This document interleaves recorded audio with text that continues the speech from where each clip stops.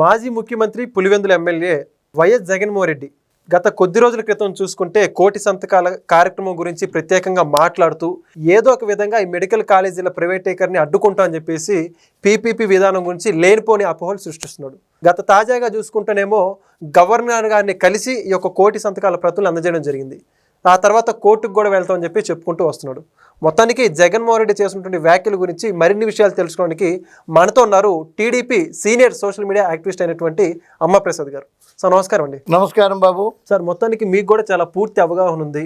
ఆంధ్రప్రదేశ్లోనే కాదు మొత్తం దేశవ్యాప్తంగా ఇండియన్ మెడికల్ కౌన్సిల్ ద్వారా ఈ మెడికల్ కాలేజీల నిర్మాణం కావచ్చు, దాంట్లో మెడికల్ కోటా సీట్ల గురించి కావచ్చు పూర్తి అవగాహన ఉన్నటువంటి వ్యక్తిగా మీ జగన్మోహన్ రెడ్డి చేస్తున్న వ్యాఖ్యల్లో వాస్తవం ఎంత అవాస్తవం ఎంత అండి? ఫస్ట్ మెడికల్ కాలేజ్ గురించి మాట్లాడాలని అంటే అసలు భారతదేశంలో మెడికల్ విద్యా విధానమే కొంత లోపభూయిష్టంగా రకరకాల కాలేజీలు, రకరకాల స్టేట్లు, రకరకాల కోటాలు, రకరకాల ఫీజు స్ట్రక్చర్లతో కొంత అస్తవ్యస్తంగా ఉంది. అవేమి జగన్మోహన్ రెడ్డి గారికి, గౌరవ జగన్మోహన్ రెడ్డి గారికి తెలియదు. ఓకే, నేను 17 మెడికల్ కాలేజీలు తీసుకొచ్చాను అనే మాట మాట్లాడుతున్నారు తప్ప ఒక మెడికల్ కాలేజీ నిర్వహణ ఏమిటి, మెడికల్ కాలేజీ ఎలా ఉండాలి, ఎలా ఉంటుంది, దాని నిర్వహణ భారం ఎంత? ఇవాళ సపోజ్ 200 మెడికల్ సీట్లు ఇస్తే ఇమాందారీ జడ్జిమెంట్ ప్రకారం 2004లోనే గవర్నమెంట్కి 3,60,000 రూపాయలు ఒక మెడికల్ విద్యార్థికి గవర్నమెంట్ ఖర్చు పెట్టాలి. గవర్నమెంట్ కాలేజీలో 2004 జడ్జిమెంట్ అప్పట్లోనే.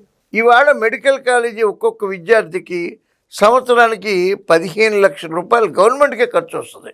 మినిమం 200 మెడికల్ సీట్లు ఎంత ఖర్చు వస్తుంది?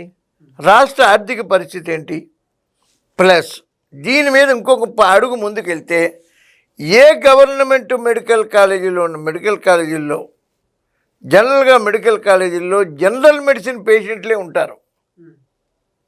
ఒక కార్డియాలజీ అంటే గుండె సంబంధించి, ఒక నెఫ్రాలజీ కిడ్నీకి సంబంధించి, ఒక న్యూరాలజీ నరాలకు సంబంధించి స్పెషలైజేషన్స్ గవర్నమెంట్ మెడికల్ కాలేజీల్లో ఉండవు, తక్కువ ఉంటాయి, బాగా తక్కువ ఉంటాయి. ఆ డిపార్ట్మెంట్ విభాగాలు కూడా ఉండవు. కానీ చంద్రబాబు నాయుడు గారి ఆలోచన ఏంటంటే పీపీపీ అంటే ఇదేదో అమ్మేసుకోవడం, మెడికల్ కాలేజీలు అమ్మేసుకుంటున్నారు. ఇప్పుడు జనరల్గా సమాజం ఎలా ఉంటుందంటేనమ్మా, నిజం మంచం దిగేటప్పటికి అబద్ధం 6 ఊళ్ళు పోతుందంట. నిజం అక్కడే ఉంటుంది, ఓకే, అబద్ధం 6 ఊళ్ళు పోతుంది. అంటే సమాజం కూడా ఈ అగ్రెసివ్నెస్, అన్నం పెడదాం రారా, అన్నదానం చేద్దామంటే రాడు, అదే వాడి షాపును పగల కొడదామంటే 100 మంది వస్తారు. ఇవాళ ఉన్నటువంటి సమాజం అది. అందుచేత వీళ్ళు అబద్ధం మెడికల్ కాలేజీలు అమ్మేస్తున్నారు, డబ్బులున్న వాళ్ళకి సీట్లు అమ్మేస్తున్నారు, డబ్బులున్న వాళ్ళకి కాలేజీలు అమ్మేస్తున్నారు. అంటే పాపం మన దగ్గర ఉన్నటువంటి నిరక్షరాస్యత కారణంగా ఆలోచించే జనం గంట ఆలోచించలేని జనం ఎక్కువ ఉన్న కారణంగా ప్రజలు నమ్మే పరిస్థితి ఉంది అని ఆయన ముందుకెళ్ళాడు. నేను సిపిఎస్ రద్దు చేసేస్తా, మద్యపానం నిషేధం చేసేస్తా, మీ బతుకులు బంగారం చేసేస్తా, కైలాసాన్ని భూమి మీదకి దింపేస్తా అంటే నమ్మేసి ఓట్లు వేసేసారు. ఓట్లు వేసిన తర్వాత తెలిసింది ప్రజలకి, అయ్యో బాబోయ్ మోసపోయావురా బాబు, నట్టేట మునిగిపోయావురా నాయన అని చెప్పి తీసుకొచ్చి 11 సీట్లతో పక్కన పెడేశారు. ఆ 11 మంది కూడా అసెంబ్లీకి రారాయే. ఓకే, ఒక నియోజకవర్గానికి 2 లక్షల ఓట్లు వేసుకుంటే 22 లక్షల మందికి మీరు అన్యాయం చేస్తున్నట్టే. అసెంబ్లీకి రావాలి, ప్రజా సమస్యల మీద రావాలి. పీపీపీ విధానం గురించి ఊళ్ళు తిరిగి కోటి సంతకాలు చేయక్కర్లే. మొన్న జరిగిన ఎలక్షన్లో 2,30,00,000 మందికి మీకు ఎగ్నెస్ట్గా ఓటేశారు. అంటే 2,30,00,000 మంది సంతకాలు చంద్రబాబు నాయుడు గారికి అనుకూలంగా అలాంటివి ఉన్నట్టే. మీరు పీపీపీ విధానాలు నేను ఎక్కడో టీవీలో ఒకటి చూశాను, సోషల్ మీడియాలో పీపీపీకి సంతకం పెట్టారు. ఎవరమ్మా మీరు ఎందుకు సంతకం పెట్టారండి? ఏమోనంటే మాకు తెలియదండి, మాకు 200 ఇచ్చారండి, ఇక్కడ సంతకం పెట్టమన్నారండి, పెట్టి మొబైల్ నెంబర్ వేసామండి అంటున్నారు. అసలు వాళ్ళకి పీపీపీ అంటే ఏంటో తెలియదు. ఇలాంటి సంతకాలతో తీసుకెళ్ళి గవర్నర్ గారిని తీసుకెళ్ళి ఏ ప్రజల్ని మోసగించడానికి ఈ సంతకాల ఉద్యమం? రండి, పీపీపీ అంటే ఏంటో. ఏ వైసీపీ నాయకుడినైనా సరే, ఎంత పెద్ద నాయకుడినైనా సరే, మా తెలుగుదేశం పార్టీలో పెద్ద నాయకులు అక్కర్లే, నేను డైరెక్ట్గా 7777006007 నా నెంబరు, నాతోటే డిబేట్కి రమ్మనంటే ఎక్కడికైనా వాళ్ళ ఇంటికి వస్తాను నేను.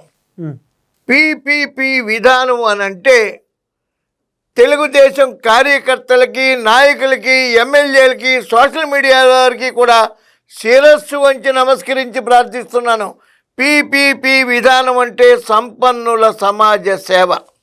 ఆర్థికంగా స్థిరపడినట్టు ఈ సమాజంలో, మన సమాజంలో ఒక 10% సూపర్ రిచ్ ఉంటారు, ఒక 10% యావరేజ్ రిచ్ ఉంటారు, ఒక 10% పర్వాలేదు అనుకున్న వాళ్ళు ఉంటారు, ఇంకొక 10% వాళ్ళు ఉద్యోగాలు అవి చేసుకుంటూ బతికే వాళ్ళు ఉంటారు.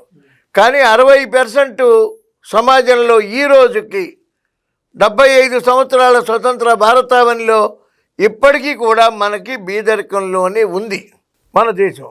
వాళ్ళకి ఈ ప్రైవేటు మెడికల్ కాలేజీల్లో కానీ, గవర్నమెంట్ మెడికల్ కాలేజీల్లో కానీ ఖరీదైన వైద్యం అందాలి.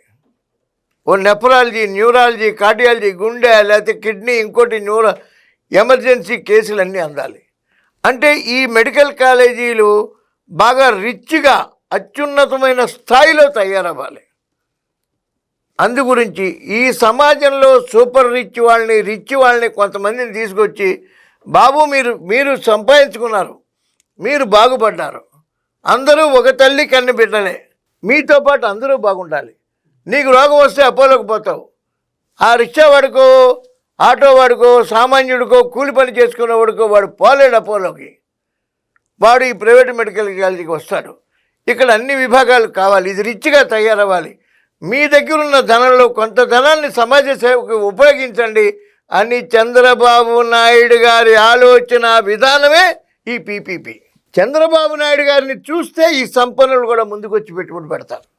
ఇదే గత ప్రభుత్వం వాళ్ళు కనుక పీపీపీ విధానం పెడితే ఎవరు ముందుకు రారు. వచ్చి పరిశ్రమలే పారిపోయాయి, లొల్లు పారిపోయింది, ఇంకోటి పారిపోయింది, అన్నీ పారిపోయినాయి. ఇవాళ కియా పరిశ్రమ అనంతపూర్ లాంటి డ్రాట్ ఏరియాలో 5-6 వేల మంది ఎంప్లాయీస్ పనిచేస్తున్నారు. కియా పరిశ్రమ చంద్రబాబు నాయుడు గారిని చూసే పెట్టారు వాళ్ళు. ఒకప్పుడు ఇక్కడ బిహెచ్ఎల్ ఏం లేదు హైదరాబాద్లో, రామచంద్రపురంలో. ఇందిరాగాంధీ గారు ఆ ఏరియా యొక్క కృతజ్ఞత తీర్చుకునే నిమిత్తం అక్కడ ఇది పెట్టారు, బిహెచ్ఎల్. ఇవాళ ఆ ఏరియా ఎంత రిచ్ అయిపోయింది. ఒక పరిశ్రమ వస్తే ఒక ఏరియా బాగుపడుతుంది. ఈ పీపీపీ విధానం మరోసారి చెప్తున్నా, మళ్ళీ చెప్తున్నా, సంపన్నులు వాళ్ళ యొక్క ఆర్థిక స్థితిలోంచి కొంత తీసి సమాజానికి సేవ చేయటమే పీపీపీ. ఓకే, ఇది అర్థం కాని వైసీపీ నాయకుల మాటలు నమ్మక్కర్లేదు.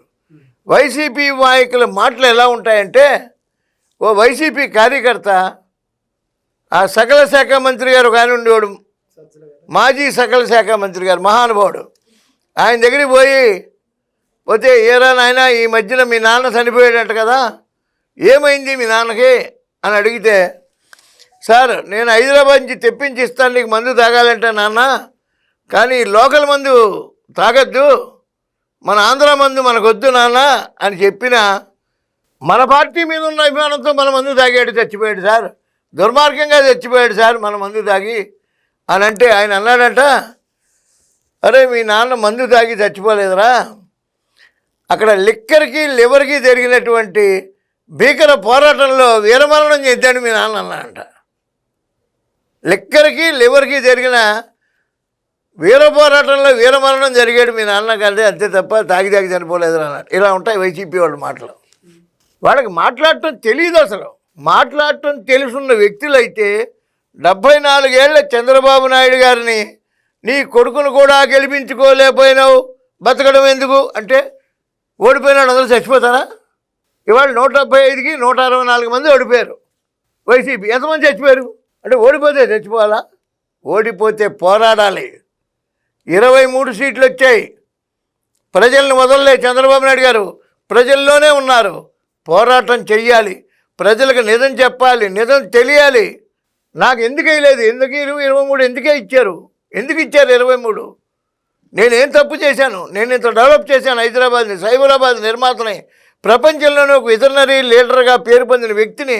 నాకు ఎందుకు 23 రావాలని ప్రజల మధ్యలో ఉండి పోరాటం చేసి 164 తెచ్చుకోవాలి. ఆ దిశగా మీరు కృషి చేయాలి. పీపీపీ విధానం తప్పు, ఇంకోటి తప్పు అని మిమ్మల్ని మీరు దిద్దుకునే ప్రయత్నంలో ఉంటే ఫలితం దక్కుతుంది. కానీ ఒకళ్ళని తిడితే వచ్చేది ఏమి లేదు. మీకు 151 సీట్లు ఇస్తే ఏం చేశారు?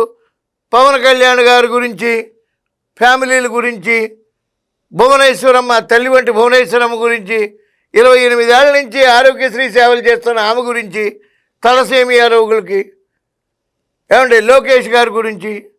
ఇవాళ లోకేష్ గారికి ఒక రకంగా వీళ్ళు మేలే చేశారు. తిట్టి నిప్పులాగా తయారు చేశారు. ఆయన ఇప్పుడు కనకనమండే నిప్పు. అఖండ బాలకృష్ణ గారు కాదు, అఖండ అంటే ఇప్పుడు లోకేష్ గారే నాకు అఖండలా కనపడుతున్నారు. ఏం చేసిన ఆయన మాట తీరు కానీ, పద్ధతి కానీ.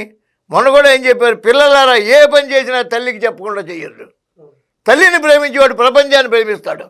ఇది రాసి పెట్టుకోవాలంతే. ఆదిశంకరాచార్యుడి దగ్గర నుంచి వచ్చింది. ఆదిశంకరాచార్యుడు ఏం చేశాడు, తల్లి నదికి పోలేకపోతుంది స్నానానికి డైలీ. నదిని చెప్పాడు, మా తల్లి ఇబ్బంది పడుతుంది అని చెప్తే నది ఒక పాయ ఇంటి ముందు నుంచి పోయింది. ఆదిశంకరుడు సాక్షాత్తు శివుడు. ఏమంటే తల్లిని ప్రేమించినవాడు ప్రపంచాన్ని ప్రేమిస్తాడు. అంతే లోకేష్ గారు. ఇవాళ లోకేష్ గారు అద్భుతమైన పనితీరు. తెల్లవారుదాం 6 గంటలకి 7 గంటలకి ఎక్కడో ఇతర దేశాల్లో మీటింగులు కనకనమండే చలిలో పెట్టేశాడు ఆయన మీటింగు. బాబు పొద్దున పెట్టుకుందంటే కుదరదన్నాడు ఆయన అని అక్కడ వాళ్ళే చెప్తున్నారు. చంద్రబాబు నాయుడు గారి గురించి ఒక British chamber of commerce president ఏం చెప్పాడు, ఇంత విజనరీ లీడర్ మీకు 2047 అంటున్నారు, మీ ఆంధ్రప్రదేశ్ మాత్రం 2037కే డెవలప్ అయిపోద్ది, ఓ 10 ఏళ్ళు ముందుకు లాగేస్తాడు ఆయన వయసు వెనక్కి వెళ్తుంది ముందుకు కాదు అన్నాడు. ఇటంటే అన్నీ మన ప్రజలకు తెలియాలి. మన కార్యకర్తలు, తెలుగుదేశం కార్యకర్తలు, నాయకులు, సోషల్ మీడియా వాళ్ళు అందరూ కూడా చంద్రబాబు నాయుడు గారు ఒక్కరే కష్టపడితే కాదు, ప్రతి కార్యకర్త, ప్రతి ఎమ్మెల్యే, ప్రతి ఎంపీ చంద్రబాబు నాయుడు గారు స్ఫూర్తితో మనం పనిచేయాలి.